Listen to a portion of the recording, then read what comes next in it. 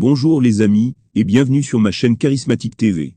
Aujourd'hui nous allons faire le résumé de l'épisode 34 de la série Une famille pas si parfaite. On se retrouve juste après le générique.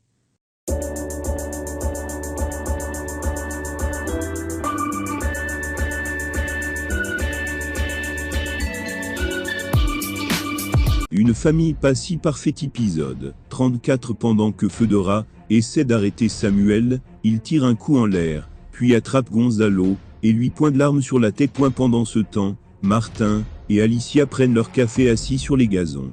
Les deux se tiennent les mains et Martin l'invite à regarder une pièce de théâtre. À l'école, Miranda est très heureuse de l'attitude du serpent, Culbra. En voyant Sofia dans les couloirs, elle lui demande de les prendre en photo. Dans la maison de Fedora, Samuel demande à Gonzalo s'ils ont déjà couché ensemble, mais celui-ci dit non. Samuel décide ensuite de le laisser partir. Mais en chemin, Gonzalo appelle la police. À l'hôpital, le docteur dit à Fabian que sa femme n'a aucune tumeur, mais elle doit cesser de s'angoisser. Eva, qui est retournée dans le casino, perd tout son argent. Celle-ci est désespérée. La police arrive chez Fedora, et Samuel fait comme si rien ne s'était passé, puis montre les documents qui prouvent qu'il peut avoir une arme. Julieta appelle le journaliste chez elle pour lui montrer les affaires de Sergio prouvant qu'ils vivent ensemble, et que maintenant il va divorcer d'un mariage de plus de 30 ans. Le journaliste est content d'avoir son scoop. Eva, désemparée de la perte de son argent, se rend dans le bureau de Sergio.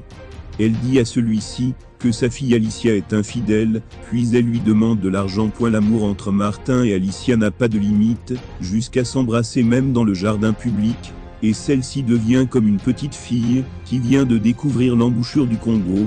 De vierge fermées les parenthèses, Yuridia arrive en prison, avec une ordonnance pour voir Colo.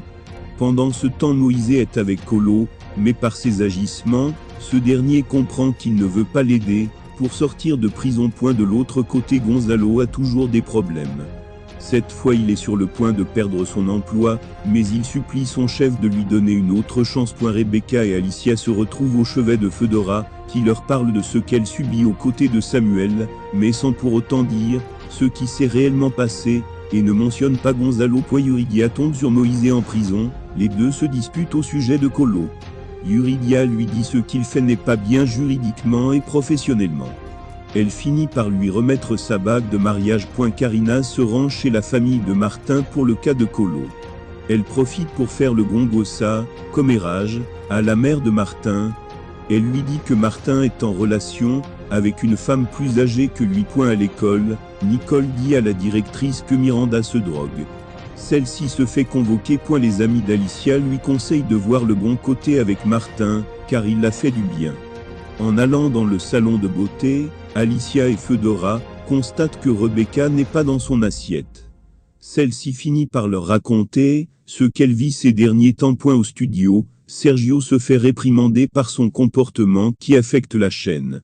Il lui montre les infos sur son divorce qui est dans les journaux. De l'autre côté, Julieta est très contente de voir que son plan marche à merveille. Alicia voit aussi l'information via le téléphone de Fedora. Colo se fait transporter à l'urgence après avoir mangé le gâteau empoisonné qui lui a été donné par son compagnon de cellule pour l'obliger à s'enfuir avec eux. Pendant ce temps, Alicia répond au téléphone de Fedora par sa propre demande.